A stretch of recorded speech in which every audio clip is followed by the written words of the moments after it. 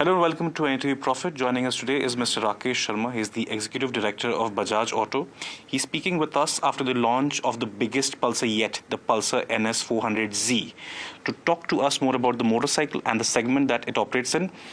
Sir, welcome to NDTV Profit. Thank you very much. So, why a Pulsar 400 now? You already have a Dominar 400, you have a KTM 390 Duke, as well as a Speed 400. So, what was the rationale behind launching a Pulsar 400 at this point of time? Yeah. Foremost, ever since NS Series was launched in Pulsar and met with a lot of success, particularly amongst people who wanted high performance motorcycling, there has been a big requirement from the fans of the when are you getting a bigger Pulsar. Actually, even though we did not release the information about it being a 400, the market and the customers had already guessed it, that there is going to be an NS400Z. So that was the foremost thing.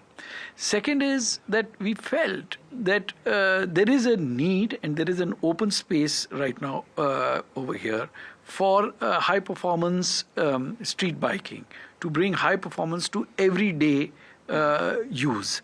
If you see, the Dominar 400 is more of a sports tourer. It is for longer rides. It's got a longer wheelbase. It's heavier. It's got. It has been positioned for people who would be using it in the city, but really would be wanting to take trips, weekend trips, longer trips. The KTM brand is more edge of the seat, very high level of thrill. Takes expertise to manage a Duke 390 or a RC 390 kind of a thing. With the Pulsar NS400Z, and its price of 1,85,000, we bring high performance, everyday biking, street biking within the grasp of a wider audience. So essentially, affordable power to the masses is that was the theme of the Pulsar so far. What are expectations from this Pulsar 400? We've seen a pretty great reception from the audience today. What are your expectations from this particular motorcycles in terms of the sales in India, its exports, and where are you making, in how many numbers this particular motorcycle, sir? So, we don't have a volumetric and precise expectation. The first thing which has driven us to do this is to be faithful and true to the Pulsar brand value of always trying to do something better and constantly, widening the envelope. If you see, for the last 24 years, there are a lot of firsts which are to the credit of Pulsar, whether it is even something like a simple disc brake, which has become very, very usual. But when it was done, it was the first from Pulsar. Starting from there, and triple spark, 4 valves, and all those things. There are many, many oil cooling, projector headlamps, and tubeless tires, even stuff like that. So the first thing is that we wanted to continue to demonstrate to so many of our users and fans that there is a constant thrusting forward in the brand, and there is a vitality when you introduce something like that.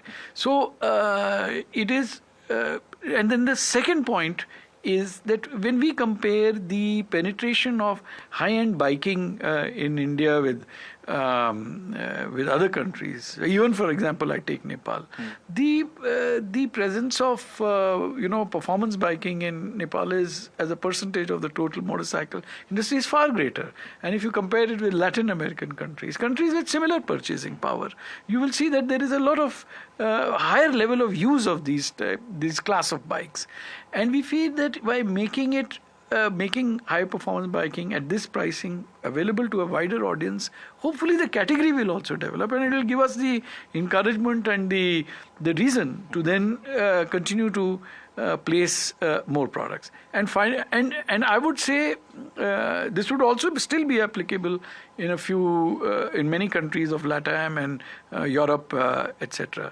And of course, then finally it adds to the share and to the volumes also. Okay.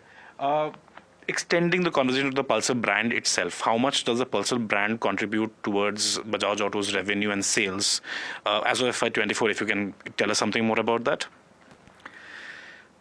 So, because we have tended to focus on the upper half, which is where of the demand pyramid in India, and I would say about 75% of our business volume terms comes from the Pulsar brand, and a lot more on the bottom line side. We don't get into brand-wise profitability, but I can tell you the volume itself is 75%. So you can see that it is really, really the heart of the company.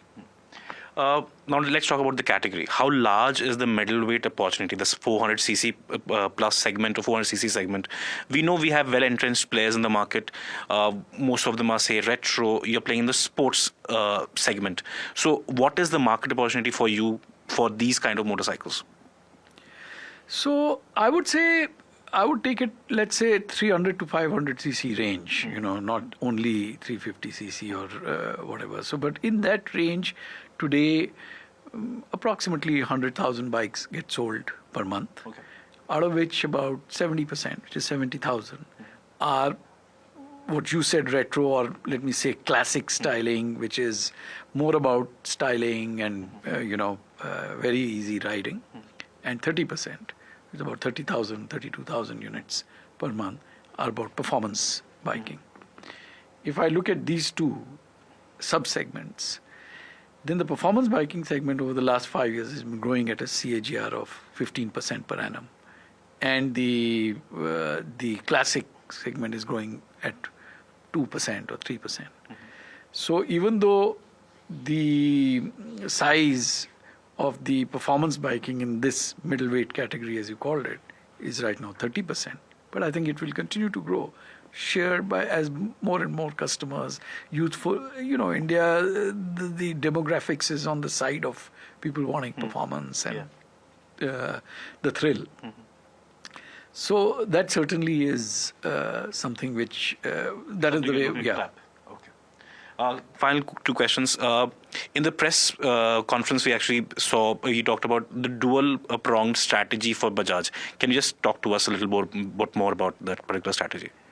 Well, it's nothing really more than the fact that there is that the dual pronged strategy allows us to aim for the bottom half of the pyramid, which is largely driven by the mileage conscious customer, and the upper half. And as you go up and up in the upper half, it's more about performance biking. So what is being said is that to be successful in the motorcycle business, you will have to take a binocular approach of being able to engage with the customer through products and brands which make sense to a mileage-conscious customer, and with products and brands which make sense to a customer who's in the very high-performance end as well. So how does electric mobility fit in that particular strategy?